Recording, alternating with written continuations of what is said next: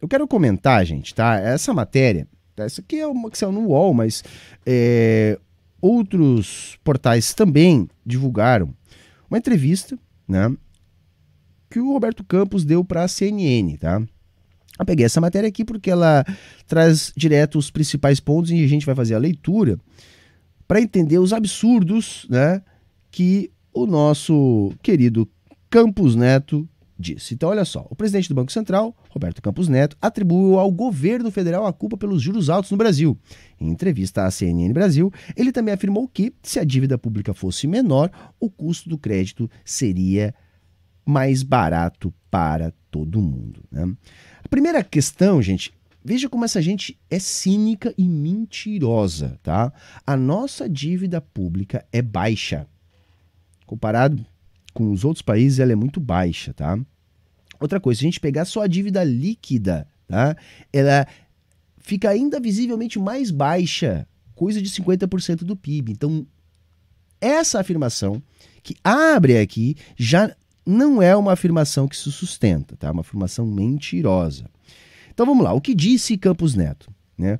Banco Central não é malvado. Segundo o presidente do Banco Central, os juros, hoje em 13,75% ao ano, estão altos porque o governo compete com quem precisa de crédito pelo dinheiro que tem disponível. Gente, isso é um absurdo, gente. O Banco Central é o banco emissor dos reais. Ele não compete com a iniciativa privada em hipótese alguma. Sabe, o Campos Neto, ele é um sabotador da República, tá? O objetivo dele é o objetivo neoliberal de realizar um ajuste na nossa inflação sobre os salários.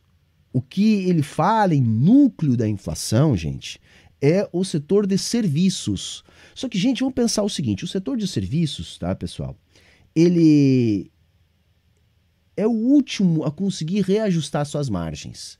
Quando um país entra em crise e a inflação começa a acelerar, como nós vivemos há poucos anos atrás, o setor de serviços ele não consegue reajustar suas margens.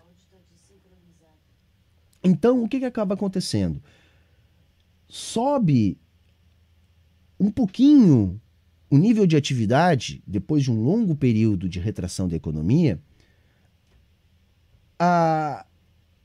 o setor de serviços começa a colocar os seus preços em dia. Então sobe o valor dos serviços. Então você vai ter uma inflação nesse sentido. O que acontece aí? Significa que parte da classe trabalhadora está conseguindo recuperar perdas. Então não é sequer um aumento de salário dos trabalhadores do setor de serviços. É uma recuperação de perdas. E aí o que acontece?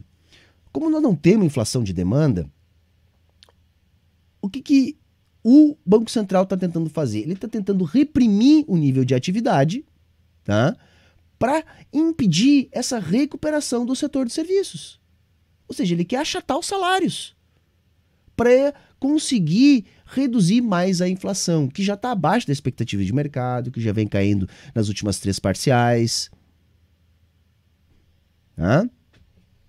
Mas vamos seguir aqui que ele fala mais algumas coisinhas. Se você, empresário, está tentando pegar um dinheiro e está caro, a culpa não é do Banco Central, que é malvado, diz ele. A culpa é do governo, que deve muito.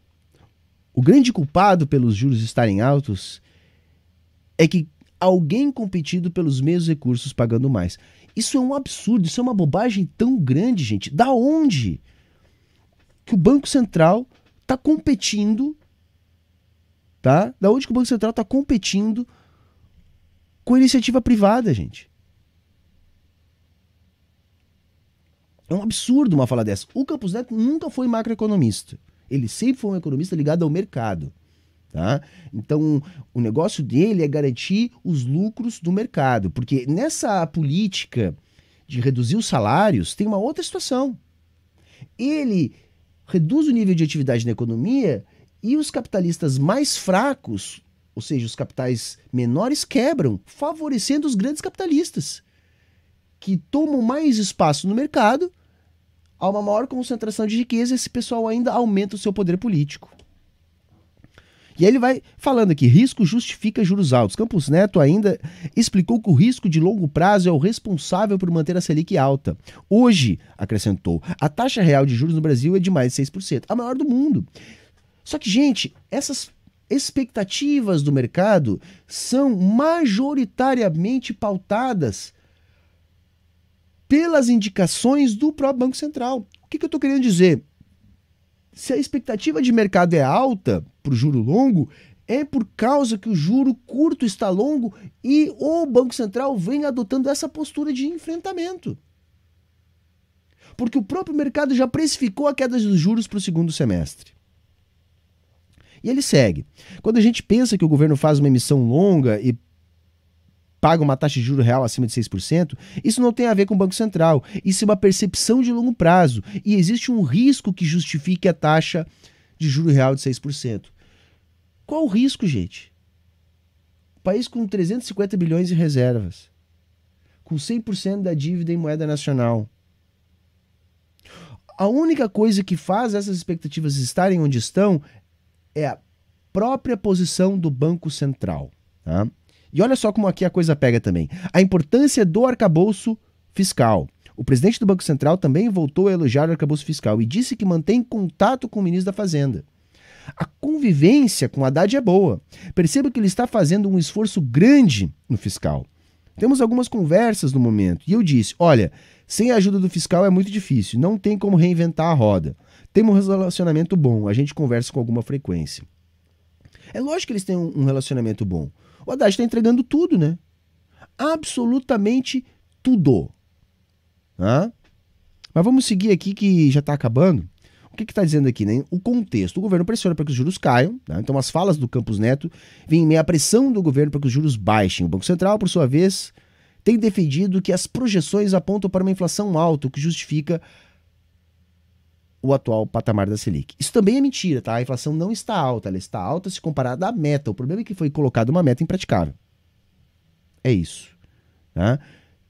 E o governo tem que parar de fazer o jogo do policial bom, policial ruim, que faz, no meu entendimento, por causa de orientação do Haddad, porque o conselho que determina a meta de inflação é formado por 3 pessoas, 2 delas ministros do Lula, Simone Tebet e Fernando Haddad. Então, o Fernando Haddad e a Simone Tebet juntos poderiam flexibilizar essa meta para abrir essa margem.